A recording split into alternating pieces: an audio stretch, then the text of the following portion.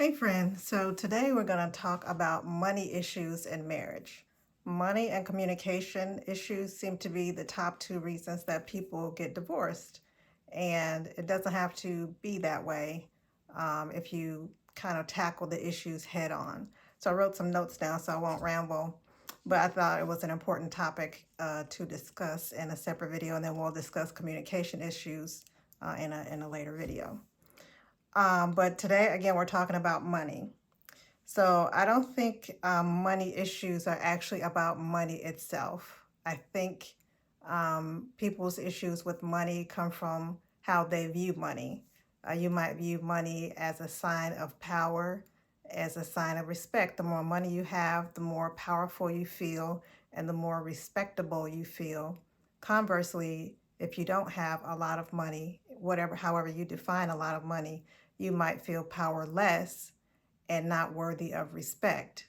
So if when you get a little bit of money, you want to hold on to it and kind of squander it and not let anybody else maybe help you with it because you might feel powerless, giving up control to the little bit of money that you have. So that's one thing to think about when you're thinking about these issues with regards to how you and your spouse relate to one another around money. Also, whatever your money story was when you were growing up is what you bring into the marriage. So, did you grow up broke? Did you grow up with a poverty mindset? Did you grow up in a wealthy family? Did you grow up where everything was always taken care of and you didn't have anything to worry about? Whatever you grew up with is what you're bringing into this new marriage. So you're creating this new thing, but on top of maybe your old ideas. And that's something that you have to deal with as well. Think about how you grew up with money. What was the story in your family? Again, what did you hear all the time? Did you even talk about money growing up at the table? I know for me, money was not talked about positively when I was growing up. There was always a sense of there was never enough. We can't afford this, don't have money for that, can't get that this time, maybe next month.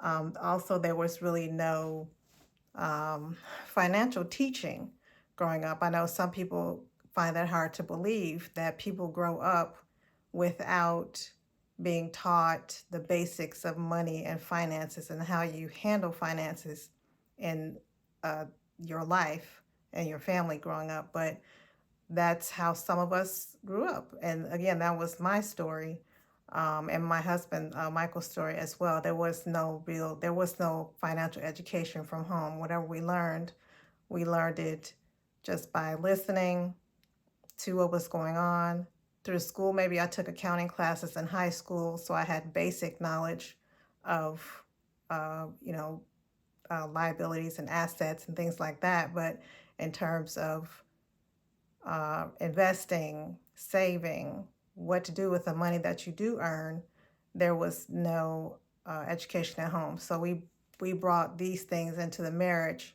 and we kind of had to figure out our own way of handling money.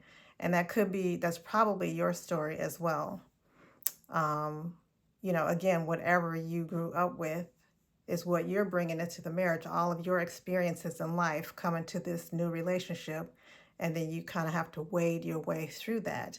But sit down sometime in a quiet space by yourself and just think about all that baggage that you may have brought into your marriage from growing up and how it is perhaps affecting the way that you relate to your spouse about money. Also, if you grew up in a single parent household and you live with your mom, especially for girls, I know this wasn't overtly taught to me, but I know so many of my friends who grew up in single parent households, this thing was actually taught to them, and that was that you got to have your own money, and you kind of need to hide it from your spouse, your husband, in case your husband leaves you, so you will be able to take care of yourself. So already you're coming into the marriage with a distrustful mindset and also a scarcity mindset that there won't be enough, and this marriage might not even last. So if that is something that you grew up with, as you will have to kind of unlearn that very negative and toxic way of thinking. You're kind of setting yourself up for failure, because that's really an issue about trust and not actually fully trusting your spouse. Another thing that I've heard people say, this wasn't my story, but I know people who were kind of, they grew up in an environment where their mom might have hidden purchases from their dad, and so then they brought those negative behaviors into their marriage. So again, it's about trust and transparency. What bad habits did you bring into the marriage that you are continuing, that are compounding the issues? Um, and something that I'd like to for you to think about. So I'm assuming you've been intimate with your spouse. You had sex probably before you got married, and hopefully during marriage, you've been intimate. So you were willing to share your body with your spouse, but yet you have problems sharing your money with your spouse. So what I hear when I hear that, you're saying you value money over your body because you were willing to give of yourself intimately to your spouse, yet you have issues sharing your money with your spouse. What is that about? And again, I think it goes back to trust issues, unresolved um, trust issues. So again, you need to, it will be helpful if you sat down with yourself and had a grown up conversation with yourself to get to the root of whatever the issue is that's causing you to not trust your spouse around money. What was your money story? Why are you distrustful with your spouse? Also, regarding trust, are you distrustful of your spouse because of something they actually did, or something you think they might do, or something that somebody else did to you outside of your marriage before you got married that had nothing to do with your spouse, but yet again, you're bringing this baggage into the marriage and you're putting that baggage onto your spouse when perhaps they haven't done anything to deserve that distrust, that distrustful nature coming from you.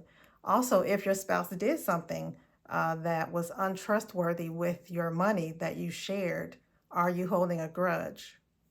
Why are you holding a grudge? How is that helpful? Just deal with the issue and move on. Did your spouse apologize? Did you work out why did they do what they did? Here's some safeguards that you can put into place to make sure that whatever happened doesn't happen again. But holding on to negativity, grudges, ill will, bad feelings, it's not helpful. How is that helping your marriage? It's not at all. It actually hurts your marriage and could lead to divorce because you don't trust this person enough to even give of yourself and be open with that. So that deserves some thought and conversation as well. These are grown-up things that you have to deal with when you get married, instead of just bottling them up inside and just trying to act like nothing is really wrong. You're just creating kind of a situation where you might one day erupt. Things have compounded, and then all these things were bottled up inside you didn't talk about, and then all of a sudden you have a blow up about something else. But really, it was about the something else, right? So you, with regards to money, you are not trusting your spouse with money because of something maybe one of your parents did when you were growing up, or maybe something you heard, you were told by one of your parents that the other parent did. You weren't even there, but they told you that your other parent did this, and now you're just distrustful of everyone. Again, you have to have that conversation with yourself so it won't fester and turn into a bigger issue. So now that we've talked about some of the issues that could be causing you to be distrustful of your spouse surrounding money, let's talk about some ways that um, you can begin to move forward and not have any more issues surrounding money, because you don't actually have to have issues surrounding money. I saw a post I think it was on Instagram um, last week, and the question posed was, do you share a bank account with your spouse? Do you put all of your money in one account? And that was kind of just the question. And then, of course, comments were no, yes. It was mostly split kind of down the middle with yes or no. However, I think the way that Michael and I handle our money is a happy medium. And so what we do is we have one household joint checking account that we put most of the money that we earn from our jobs into to pay for the household expenses, mortgage, utilities, car insurance, stuff like that. We also have a joint household savings account that we put money into for the inevitable things that will break down. Your car repairs. Um, we needed a new dishwasher last year, and so that money came out of the joint account. But I talked to my husband Michael about it. I'm the one who kind of does our daily um, taking care of things financially, physically. I make sure the bills get paid and all that, and he has access to all the accounts. He can look at everything whenever he wants to, and then we have budget meetings to talk about what's going on. But when the dishwasher broke down last week, even though the money was in the account, I still, out of respect for him, because his money is his money too in there, I explained to him that the dishwasher was breaking. It hadn't broken yet, but literally it was just a piece was literally breaking off inside the dishwasher, and I wanted to replace it because we used it every day. I didn't grow up with a dishwasher, but now that I have one, I can't live without it. So, but I just explained to him what was happening. I showed him the broken pieces, and then we had the money in there, and we just went and got a new dishwasher. But anyway, so we've got the household checking account, the household saving account, and then we have his and her checking and savings accounts that are our money that we can do with what we want.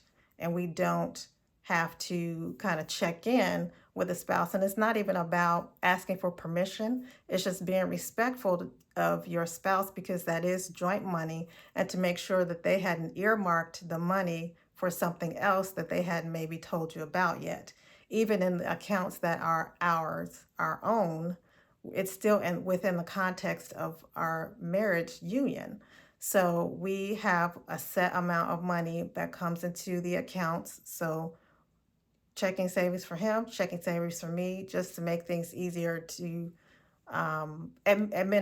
administer. And then we kind of do with it what we want.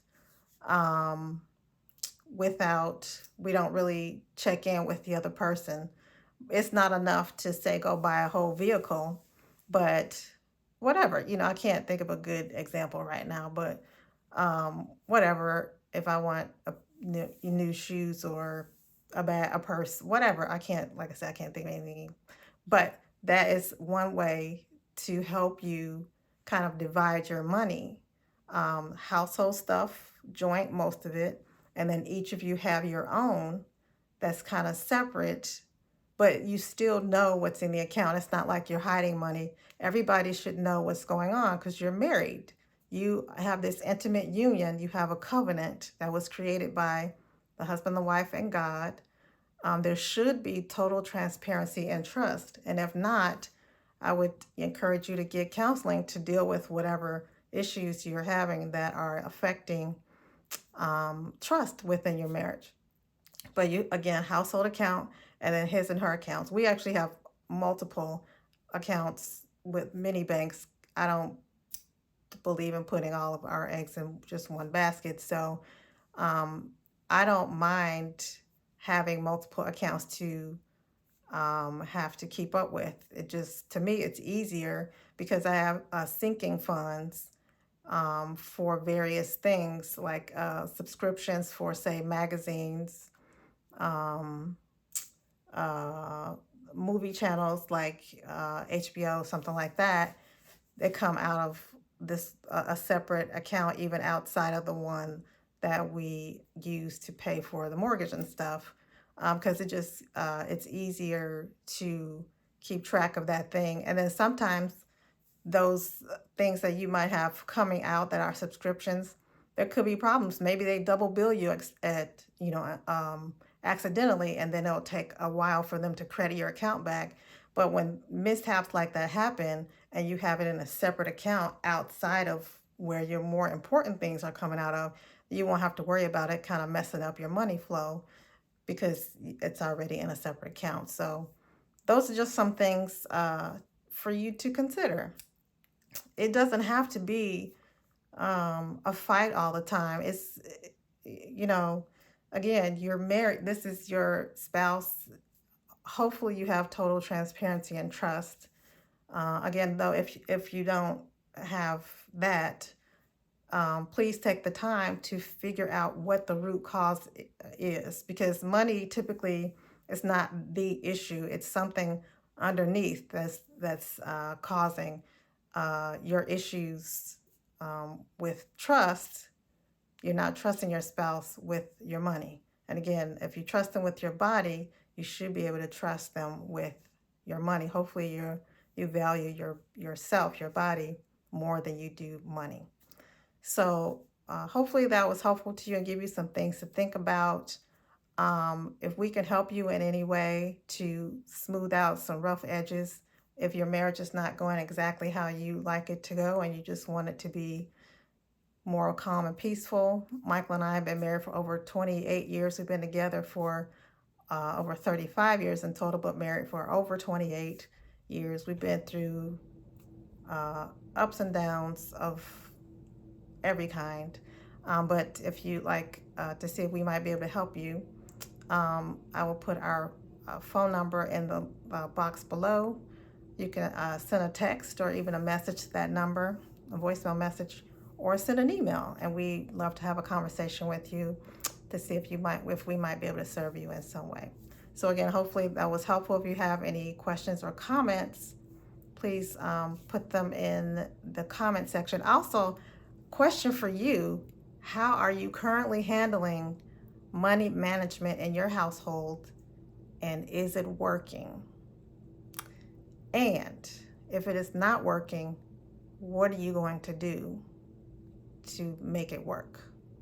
Because keeping up strife is probably a little stressful, and you probably maybe don't want a stressful existence. So those are my questions to you. I'd love to hear your thoughts of what other people are doing with money management in their household. So again, hopefully that was helpful, and I'd love to hear from you in any way.